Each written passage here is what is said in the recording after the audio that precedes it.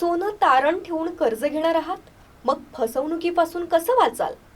आपत्कालीन परिस्थितीत किंवा मोठ्या आर्थिक गरजांसाठी सोन्यावर कर्ज घेणं हा अनेक लोकांचा पर्याय असतो. मात्र काही वेळा या प्रक्रियेत ग्राहकांची मोठ्या प्रमाणावर फसवणूक केली जातं.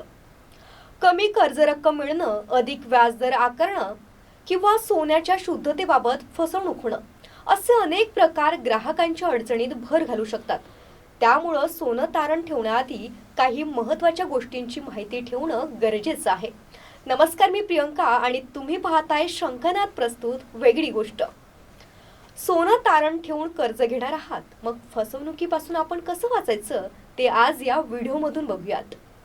फसवणुकीपासून वाचण्यासाठी काही मुद्दे लक्षात ठेवा. नंबर 1, LTV म्हणजे काय आणि तो का महत्त्वाचा आहे ते जाणून घ्या. लोन टू व्हॅल्यू रेशिओ म्हणजे तुम्ही ठेवलेल्या सोन्याच्या बाजार मूल्याच्या तुलनेत मिळणाऱ्या कर्जाची मर्यादा. रिझर्व्ह बँकेने LTVचे प्रमाण 75% निश्चित केलं आहे. म्हणजेच जर तुमचं सोनं 1 लाख किमतीचं असेल तर तुम्हाला जास्तीत जास्त 75,000 पर्यंतचं कर्ज मिळू शकतं. काही कंपन्या याहून कमी रक्कम देतात आणि ग्राहकांची फसवणूक करतात. शिवाय परतफेड न झाल्यास लिलाव करून फायदा घेतात.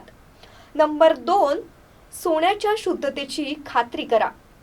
काही NBFC कंपन्या 22 कॅरेट सोन्याला 20 किंवा 18 कॅरेट असल्याचं सांगून ग्राहकाला कमी कर्ज देतात.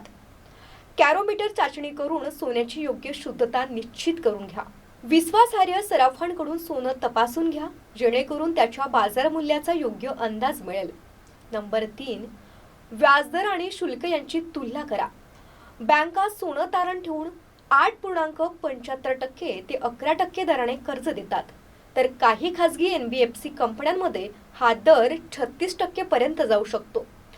बँकांमध्ये प्रोसेसिंग फी 0.5% किंवा 5,000 पर्यंत असते, तर खाजगी कंपन्यांमध्ये ही रक्कम जास्त असू शकते. कमी व्याजदर आणि कमी प्रक्रिया शुल्क असलेल्या बँका किंवा NBFC निवडा. नंबर 4, कर्जाच्या अटी काळजीपूर्वक वाचा. कर्जाचा करार नीट समजून घ्या आणि कोणतंही लपवलेलं शुल्क आहे का ते तपासा. विलंब झाल्यास किती अतिरिक्त शुल्क लागेल याची माहिती घ्या. परतफेडीचे नियम समजून घेतल्याशिवाय कधीही करार करू नका. शेवटी काही मुद्दे लक्षात ठेवा की सोनं तारण ठेवण्यापूर्वी त्याच्या शुद्धतेची खात्री करा. वेगवेगळ्या बँका आणि NBFC कंपन्यांचं व्याजदर, प्रक्रिया शुल्क यांची तुलना करा. LTV रेशो 75% पेक्षा कमी मिळत असल्यास सावध राहा. कर्जाच्या अटी काळजीपूर्वक वाचा आणि अनावश्यक शुल्क टाळा. सोनं तारण ठेवताना या गोष्टींची माहिती ठेवल्यास ग्राहकांना योग्य कर्ज मिळू शकतं आणि फसवणुकीपासूनही संरक्षण मिळतं. पुन्हा भेटूयात एका नवीन विषयासह. तोवर नमस्कार.